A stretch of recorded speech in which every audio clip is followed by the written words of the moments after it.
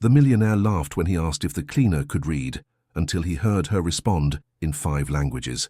You're about to discover an incredible story that will completely shatter your assumptions about intelligence, education, and the dangerous habit of judging people by their appearance or job titles. This tale will show you how arrogance can blind us to extraordinary brilliance hiding in plain sight, and how sometimes the most educated minds learn the most important lessons from those they least expect. If you're ready for a journey that will challenge everything you think you know about intelligence and respect, don't forget to like this video, subscribe to our channel, and hit that notification bell so you never miss stories like this one. Now, let's dive into this amazing tale that begins in the marble corridors of New York's most prestigious law firm, where prejudice is about to meet its match. Chapter 1. The Arrogance of Assumptions. The law offices of Blackstone, Morrison & Associates occupied 4 entire floors of a gleaming Manhattan skyscraper, representing the pinnacle of legal prestige in New York City. Founded in 1952, the firm had built its reputation handling cases for Fortune 500 companies, foreign governments, and ultra-wealthy individuals who demanded discretion and results regardless of cost. At the center of this legal empire sat Charles Blackstone III, 48, the managing partner, whose name graced the building directory, and whose arrogance was as legendary as his legal expertise. Charles had inherited both his position and his sense of superiority from his father and grandfather, viewing the world as naturally divided between those who mattered and those who served those who mattered. This particular Monday morning found Charles in an exceptionally foul mood. His most important client, Viktor Kozlov, a Russian oil magnate worth approximately $3 billion, was arriving in 2 hours for a crucial meeting about international tax shelters. The problem was that Charles's usual translator had called in sick, and none of his associates spoke fluent Russian. "This is completely unacceptable," Charles snapped at his assistant Margaret Hayes, a nervous woman who had learned to anticipate his moods after 15 years of employment. Kozlov specifically requested that all documents be explained to him in Russian. He doesn't trust translations. "I've called every translation service in the city," Margaret replied anxiously. "The earliest anyone can arrive is this afternoon, and you said the meeting couldn't be delayed." Charles paced behind his mahogany desk, his expensive Italian suit perfectly tailored, but unable to disguise the petulant expression of a man accustomed to having every problem solved instantly. The Kozlov account was worth $12 million annually to the firm, and Charles couldn't afford to appear unprofessional or unprepared. What about the other associates? Surely someone in this firm speaks Russian. "I've checked with everyone, sir. Jennifer Walsh speaks some French and German. David Chen knows Mandarin, but no one is fluent in Russian." Charles was about to launch into another tirade when movement in the hallway caught his eye. Through his glass office wall, he could see Elena Volkov, 52, methodically dusting the expensive artwork that lined the corridor. Elena worked the day shift, arriving at 6 a.m. and leaving at 2 p.m., invisible to most of the lawyers who barely acknowledged her existence. What Charles didn't know was that Elena Volkov possessed one of the most remarkable minds he would ever encounter. Born in Sarajevo to a Bosnian mother and Russian father, Elena had grown up in a polyglot household where switching between languages was as natural as breathing. She had earned a master's degree in comparative literature from the University of Belgrade, specializing in Slavic languages and European poetry. But war had shattered Elena's academic aspirations. When ethnic conflict erupted in the Balkans in the 1990s, Elena's family fled to Germany as refugees. There, despite her advanced education, language barriers and non-recognition of foreign credentials forced her into domestic work. She had immigrated to the United States 15 years earlier, still carrying her degrees in a folder she kept at home, but never mentioned to employers who were only interested in whether she could clean efficiently and stay invisible. Elena had been working at Blackstone, Morrison & Associates for 8 years, earning $18 per hour to maintain the offices where lawyers billed clients $800 per hour. She had learned to move quietly through the corridors, hearing fragments of conversations in multiple languages as international clients conducted business in their native tongues. She understood more than anyone realized, but had learned that revealing her knowledge often made employers uncomfortable rather than impressed. Charles watched Elena dust a painting with methodical precision, and suddenly an idea formed in his arrogant mind.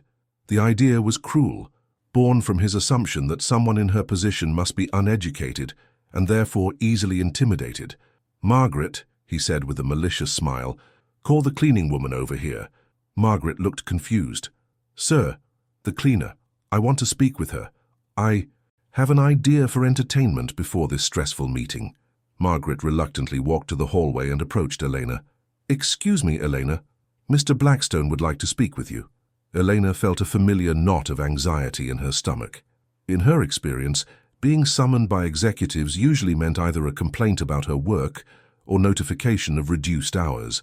She followed Margaret into Charles's imposing office, her head slightly bowed in the posture of deference she had learned to adopt in professional settings. "Elena, isn't it?" Charles said, not bothering to stand or acknowledge her properly. He remained seated behind his desk, looking up at her with the expression of someone examining an interesting specimen.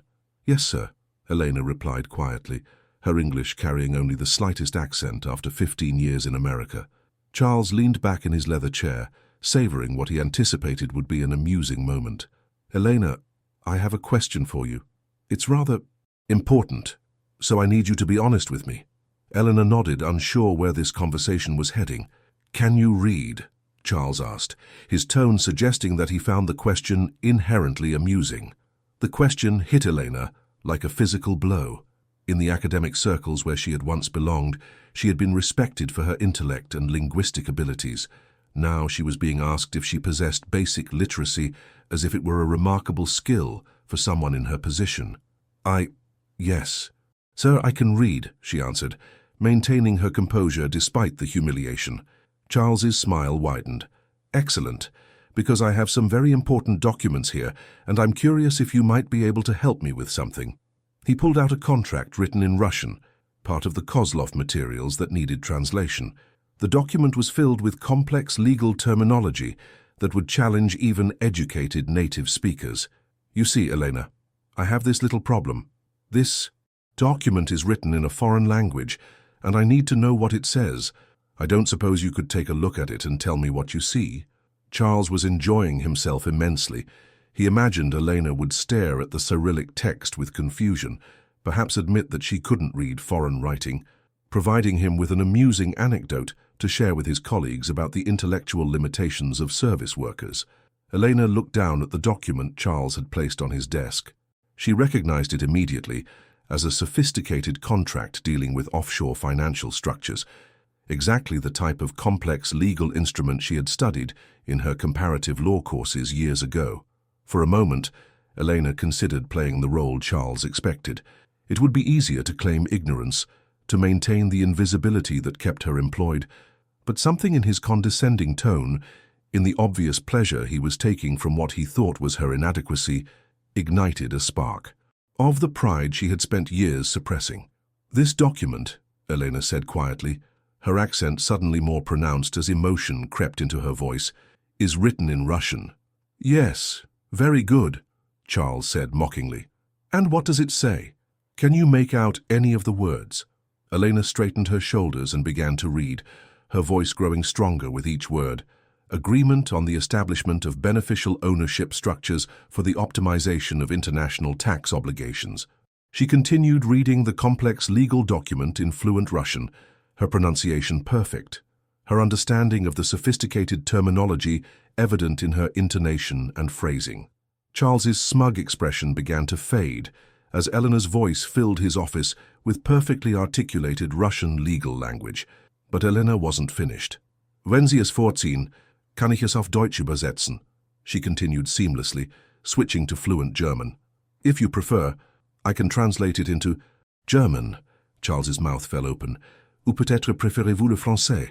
Elena added, her voice now carrying a note of quiet authority as she switched to French. "Or perhaps you prefer French." The transformation was remarkable. Elena's posture straightened, her voice became more confident, and her entire presence seemed to expand as she revealed layers of intellect that Charles had never imagined existed. "Ili možda govorite srpski," she continued in Serbian, before switching to her final language. "Or maybe you speak Serbian." Charles sat in stunned silence, his face cycling through expressions of shock, confusion, and dawning embarrassment. Margaret, who had remained in the office, stared at Elena with undisguised amazement. Elena placed the contract gently back on Charles's desk and looked directly into his eyes for the first time in 8 years of employment. "Is there a particular language you would prefer for the translation, Mr. Blackstone? Because I am fluent in all." 5. The silence that followed was deafening. Charles, who had built his career on verbal dominance and intellectual intimidation, found himself completely speechless in the face of Elena's quiet demonstration of extraordinary capability. Outside the office windows, the sounds of Manhattan continued. Traffic, construction, the busy hum of a city that never stopped moving. But inside Charles Blackstone's office, everything had stopped as a man who thought he knew everything about intelligence and superiority discovered that he knew nothing at all about the woman who had been cleaning his office for 8 years. The moment of reckoning had arrived, and Charles was about to learn that his assumptions about intelligence, education, and human worth were not just wrong. They were dangerously foolish. If you're as stunned as Charles by Elena's incredible revelation, make sure you've hit that like button and subscribe to our channel, because what happens next will completely change both of their lives forever. Chapter 2. The Education of a Humbled Mind. Charles Blackstone sat frozen behind his desk, his world fundamentally altered by the past 60 seconds. The woman he had casually dismissed as an uneducated cleaner had just demonstrated intellectual capabilities that surpassed those of most of his Harvard-educated associates. The Russian document that had been his crisis was now solved, but a much larger crisis was beginning. The collapse of every assumption he had made about intelligence, worth, and social hierarchy. I don't understand," Charles stammered, his usual eloquence completely abandoned. Where did you learn?" Eleanor remained standing, her posture now reflecting the dignity she had hidden for 8 years. "You asked if I could read, Mr. Blackstone. I answered your question." Margaret cleared her throat nervously. "Sir, should I cancel the morning appointments? Mr. Kozlov will be here in 90 minutes. Charles looked at the Russian contract, then at Elena, his mind racing to process this new reality. "Elena," he said slowly, "would you be willing to help with Mr. Kozlov's meeting? We desperately need a Russian translator, and clearly you're more than qualified." Elena considered the request carefully. "May I ask what happened to your regular translator?" "She's sick," Charles replied, then caught himself. For the first time in their 8-year professional relationship, he was speaking to Elena as an equal, rather than as a subordinate. "I mean, she called in ill this morning. We were scrambling to find a replacement." "And you thought to ask the cleaning lady if she could read," Eleanor said, her tone neutral, but her meaning clear. Charles felt heat rising in his cheeks. "Elena, I owe you an apology. I made assumptions that were not only wrong but insulting. I had no idea about your background or capabilities." "What would you like to know about my background?" Elena asked, genuine curiosity in her voice. Charles realized he was about to learn more about Elena Volkov in the next few minutes than he had discovered in 8 years of employing her. "Everything. Please, sit down." Elena settled into one of the leather chairs across from Charles's desk, the same chairs where billion-dollar deals were negotiated and where she had never been invited to sit. "I was born in Sarajevo," Elena began. "My mother was Bosnian, my father Russian. I grew up speaking Bosnian, Serbian, and Russian at home. I learned German in school and French at university." "Which university?" Charles asked, genuinely interested for the first time. "University of Belgrade. I earned my master's degree in comparative literature, specializing in Slavic linguistic structures and European poetry. I was working on my PhD when the war started."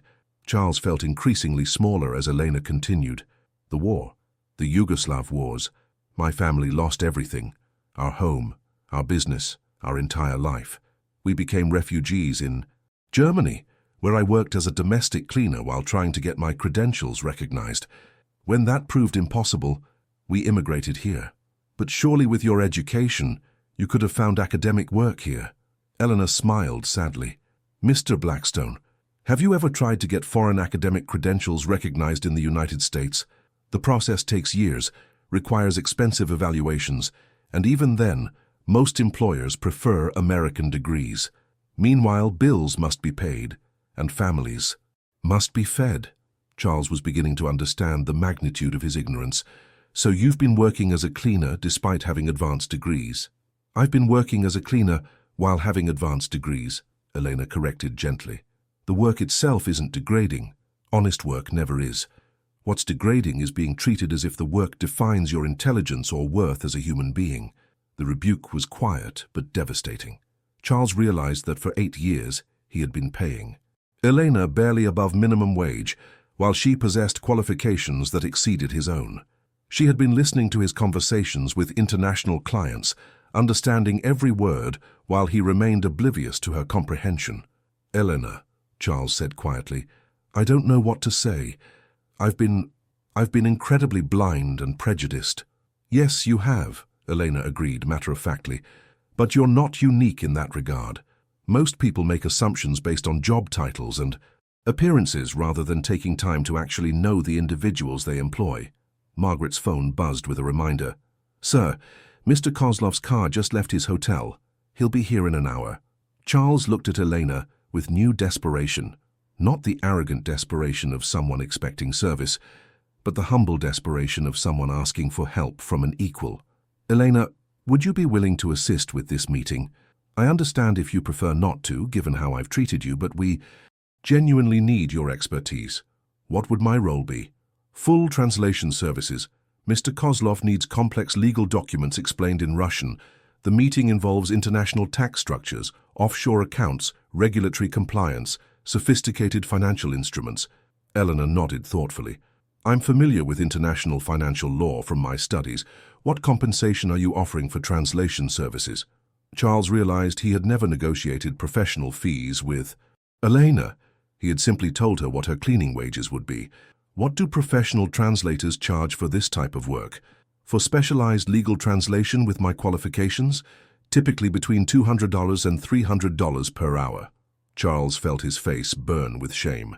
Eleanor earned $18 per hour to clean his office, but her actual professional skills were worth nearly 20 times that amount. "We'll pay $300 per hour," he said immediately. "And Eleanor, I'd like to discuss your permanent position here as well. Clearly, we've been dramatically underutilizing your capabilities." Eleanor studied Charles's face, looking for signs of sincerity versus expedient desperation. "Mr. Blackstone, I appreciate the opportunity, but I need to understand something. Are you offering this because you genuinely recognize my qualifications, or because you need my help today?" The question forced Charles to confront his own motivations. Was this sudden respect genuine, or was he simply adapting his prejudices to serve his immediate needs? "Honestly," he said slowly, "it started as desperation, but in the past 15 minutes, you've taught me more about my own ignorance than I learned in 4 years at Harvard Law. I've been employing someone with your qualifications to empty waste baskets while paying consultants hundreds of thousands of dollars for services you could provide better." Eleanor appreciated his honesty. "And what would you want to change about my position?" "Everything," Charles said, emphatically. "Your title, your responsibilities, your compensation, everything should reflect your actual capabilities rather than my assumptions about cleaning staff." "I have one condition," Elena said. "I want to finish my shift today. The other offices still need to be cleaned and I don't abandon responsibilities." Charles looked confused. "Elena, you don't need to clean offices anymore. We can hire other people for that." "Mr. Blackstone," Elena said with quiet dignity, "I've been cleaning these offices with pride for 8 years. I won't abandon that work as if it were somehow beneath me now that you've discovered my other qualifications. Good work is good work, regardless of its nature." As Elena left to prepare for the Kozlov meeting, Charles sat alone in his office, staring at the Russian contract that had begun this transformation. He realized that his education at Harvard had taught him legal theory and business strategy, but it had failed to teach him the most important lesson of all: how to recognize and respect the intelligence that existed all around him. In 1 hour, Elena Volkov would walk into that conference room not as a cleaning lady who happened to speak Russian, but as the most qualified translator his firm had ever employed. And Charles Blackstone, who had thought he was the smartest person in the room, was about to learn what real intelligence looked like when it was finally given the respect it deserved. The student was about to become the teacher, and the lesson was just beginning. Chapter 3. The meeting that changed everything. At exactly 2 p.m., Viktor Kozlov's limousine pulled up to the Blackstone building. The Russian oil magnate emerged wearing a perfectly tailored charcoal suit, his silver hair and steel-grey eyes reflecting the cold calculation that had built his $3 billion empire. Kozlov trusted no one, spoke English only when absolutely necessary, and had terminated relationships with 3 previous law firms for what he considered insufficient attention to detail. Charles waited in the lobby, nervous in a way he hadn't experienced since law school. Standing beside him was Eleanor, transformed from cleaning lady to professional translator in a remarkably short time. She wore a conservative business suit that Margaret had hastily purchased, her greying hair neatly styled, and her bearing reflecting the confident competence of someone finally operating in her proper professional sphere. "Mr. Kozlov," Charles greeted in English, extending his hand. "Welcome to Blackstone, Morrison and Associates." Kozlov shook hands briefly, his expression skeptical. "Mr. Blackstone, I trust you have resolved the translation difficulties you mentioned on the phone? Allow me to introduce Elena Volkov, our specialist in international legal translation," Charles said, realizing as he spoke that he was introducing Elena properly for the first time in 8 years. Kozlov's eyebrows raised slightly at Elena's surname. "Volkov? Russian heritage?" Elena smiled and responded in flawless Russian. "My father was Russian, from St. Petersburg. It's an honor to meet you, Mr. Kozlov." Kozlov's entire demeanor shifted. For the first time since arriving, he smiled genuinely. Finally, someone who speaks proper Russian rather than the broken dialect most American translators attempt. "Your accent suggests education. Where did you study?" Elena and Kozlov continued their conversation in rapid Russian as they walked toward the elevator. Charles, completely excluded from the linguistic exchange, found himself in the unprecedented position of being the least informed person in his own business meeting. In the conference room, Eleanor took her place at the table, not as an auxiliary service provider, but as an integral part of the negotiation team. She had spent the past hour reviewing all of Kozlov's documents, understanding not just the language, but the complex financial structures they described. "Mr. Kozlov," Elena said in Russian, "I've reviewed your proposed offshore arrangements. Before we proceed, I should mention that there are new EU regulations that might affect the Belgian component of your structure." Kozlov leaned forward with interest. "What kind of regulations?" Elena explained in detailed Russian the recent changes in European Union tax law that could impact Kozlov's planned transactions. She referenced specific regulatory codes and implementation timelines that even Charles hadn't been aware of. Kozlov turned to Charles with obvious respect. "Mr. Blackstone, this translator understands international financial law better than most attorneys I've worked with. Where did you find someone with her expertise?"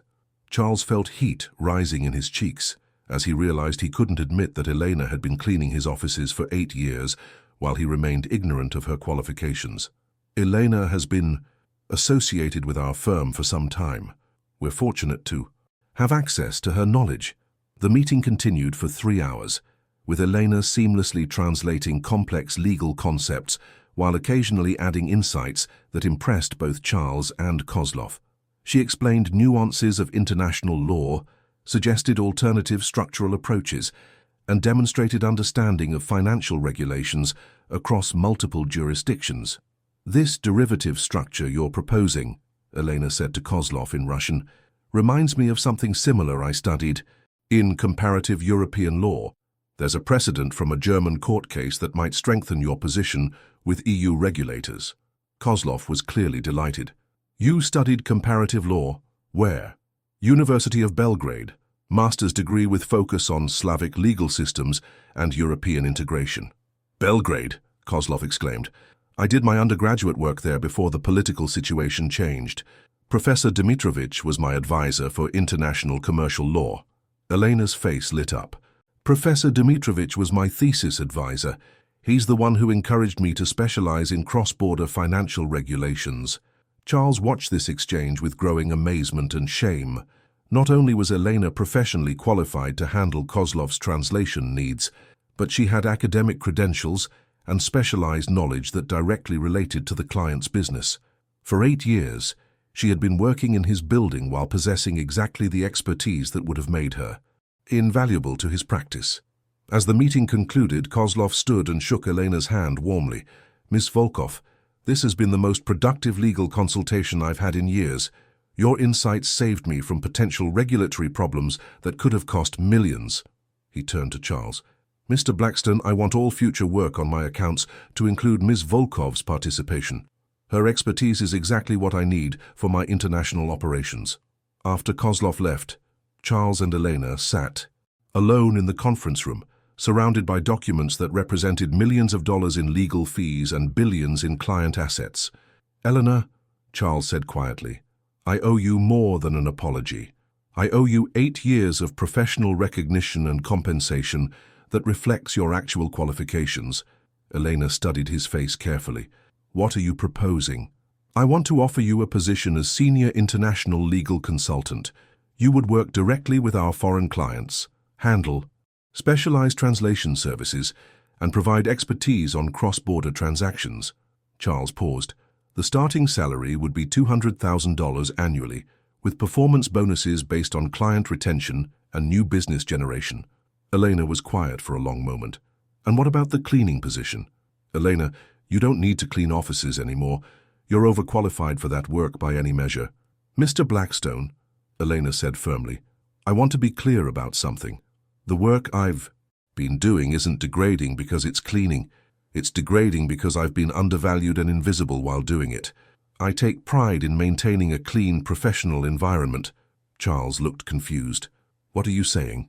I'm saying that if I accept your offer, I want to continue managing the cleaning and maintenance standards for this firm. Not because I have to, but because I understand that a professional environment requires attention to details that lawyers often overlook. Elena smiled. I can review international contracts in the morning and ensure the offices are properly maintained in the afternoon. Both are important work. Charles was beginning to understand that Elena's wisdom extended far beyond academic credentials or linguistic abilities. She had learned something about the dignity of all work that his privileged background had never taught him. There's one more thing, Elena added. I want you to review the backgrounds of all your support staff. I guarantee you're employing other people whose qualifications exceed their job descriptions. The security guard who works nights, he was a police detective in El Salvador. The cafeteria manager, she has a degree in nutrition science from the Philippines.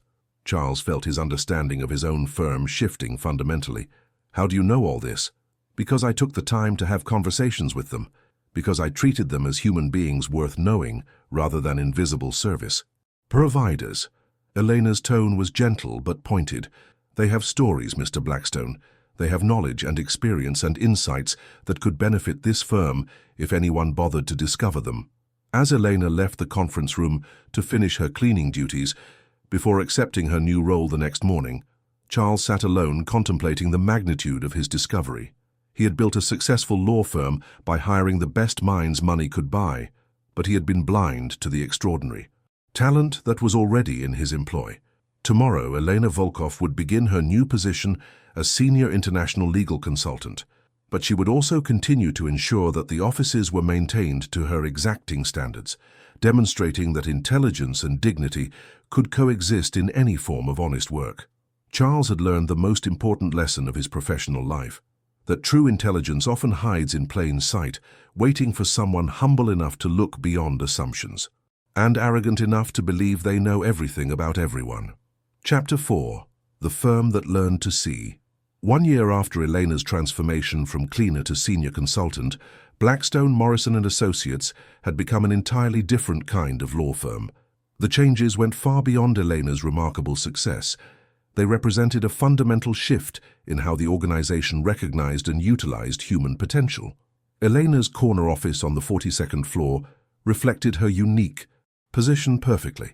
Legal texts in 5 languages lined the walls alongside cleaning supplies and maintenance schedules. She had insisted on maintaining responsibility for the firm's environmental standards while handling their most complex international cases. The combination had proven remarkably effective. Clients noted both the exceptional legal expertise and the impeccable attention to detail that characterized every aspect of their experience. The Kozlov account has generated $12 million in fees this year, Elena reported during the Monday morning partners meeting. He's referred 3 other Russian oligarchs who specifically requested our services because of our linguistic capabilities and cultural understanding. Charles nodded with satisfaction that was tinged with ongoing amazement. Elena had become their most valuable asset, generating more revenue in 1 year than some partners produced in 5. But perhaps more importantly, she had taught the entire firm to see their employees as complete human beings rather than job title placeholders. "What's the status of our new employee development program?" asked Jennifer Walsh, the partner who had initially been most skeptical of Elena's promotion. Elena pulled up a presentation that would have seemed impossible a year earlier. "We've identified remarkable untapped potential throughout our staff. Miguel Santos from Security has a law degree from Colombia and extensive experience in criminal investigation. We're sponsoring his bar exam preparation. Sarah Kim from the cafeteria has a master's degree in business administration from Seoul National University. She's now consulting on our Korean business development." The transformation had extended far beyond individual promotions. The firm had implemented what they called the Volkov Protocol, a comprehensive program to identify and develop the hidden talents of every employee, regardless of their current position. The results had been extraordinary. Dr. Patel, our night custodian, completed his medical degree in Mumbai before immigrating. Elena continued. "He's been helping us understand medical malpractice cases with precision that's impressed our healthcare clients. And Carmen Rodriguez from reception? She has a degree in international relations from Universidad Nacional Autónoma de México. She's become invaluable for our Latin American business development." Charles looked around the conference room at partners who had initially resisted Elena's promotion, but were now competing to discover hidden talent among their support staff. The firm's revenue had increased by 40% as they tapped into expertise they never knew they possessed. "There's something else," Elena said, her tone becoming more serious. "I've been approached by Harvard Law School. They want me to develop a case study about recognizing and utilizing diverse talent in professional environments." Charles felt a moment of panic. "You're not leaving us, are you?" Elena smiled. "No, Mr. Blackstone, but I think we have an opportunity to influence how other organizations think about human potential. I'd like to accept their invitation to speak, with the firm's permission." 3 months later, Elena stood before a packed auditorium at Harvard Law School, addressing an audience of law students, professors, and practicing attorneys. Her presentation, titled "The Intelligence Hidden in Plain Sight," had drawn attendees from across the country. "How many of you," Elena began, "have support staff in your offices whose backgrounds you've never bothered to learn?" Hands throughout the auditorium slowly rose as audience members acknowledged their ignorance about the people who cleaned their offices, served their food, and provided security for their buildings. "I worked as a cleaner for 8 years in a prestigious Manhattan law firm," Elena continued. "During that time, I listened to conversations in multiple languages, understood complex legal strategies, and observed business practices that could have benefited from my academic background in comparative law. But no one asked about my qualifications because no one looked beyond my job title." She clicked to a slide showing the transformation at Blackstone, Morrison and Associates. "When Charles Blackstone finally discovered my linguistic abilities, through his own arrogance rather than any systematic effort to understand his employees, everything changed, not just for me, but for every person working in that firm." The presentation continued with case studies of other employees whose hidden talents had transformed their roles and the firm's capabilities. The audience listened in fascination as Elena described a security guard who became a criminal law consultant, a cafeteria worker who opened new international markets, and a night custodian whose medical expertise enhanced their healthcare practice. "The question isn't whether talented, educated people are working in service positions," Elena concluded. "The question is whether we're humble enough to discover them and wise enough to utilize their capabilities." During the question period, a young law student raised her hand. "Ms. Volkov, how do we overcome the assumption that people in service positions lack advanced qualifications?" Elena's response was immediate and passionate. "You start by having conversations. You ask about people's backgrounds, their dreams, their expertise.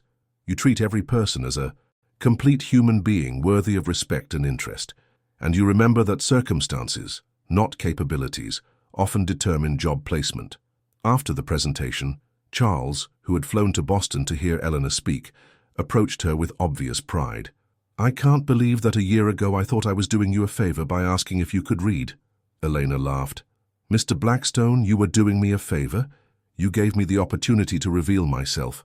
The tragedy would have been if I had remained invisible forever. As they walked across the Harvard campus, Charles reflected on how profoundly his understanding of intelligence and worth had evolved. Elena, I have to ask, do you ever regret the years you spent cleaning offices instead of practicing law? Elena considered the question carefully. Those years taught me things that law school never could.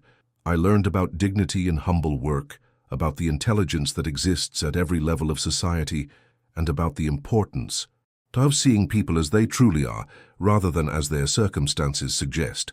She paused near a statue of a distinguished Harvard founder. Besides, I'm still cleaning offices. I just happen to also be practicing international law. Both forms of work have value when they're performed with pride and recognized with respect. 6 months later, the Volkov Protocol had been adopted by law firms across the country. Business schools were teaching case studies about hidden talent recognition, and Eleanor had become a sought-after consultant, helping organizations discover the extraordinary capabilities of their overlooked employees. But for Eleanor, the most satisfying moment came every evening when she walked through the Blackstone offices.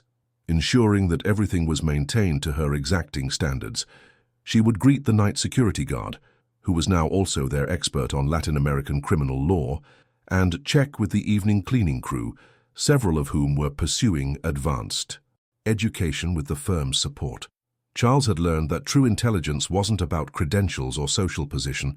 It was about the wisdom to recognize potential wherever it appeared, and the humility to value every person's contribution.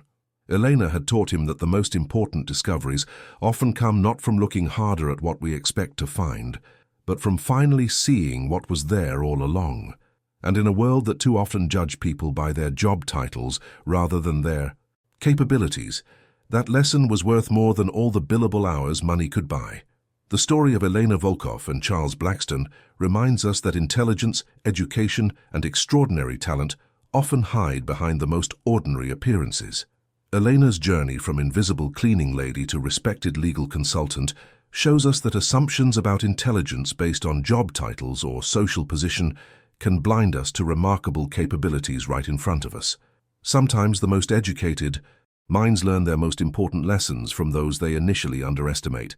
If this story opened your eyes to the hidden talents that surround us every day, please like this video to help us share this crucial message about respecting and recognizing human potential.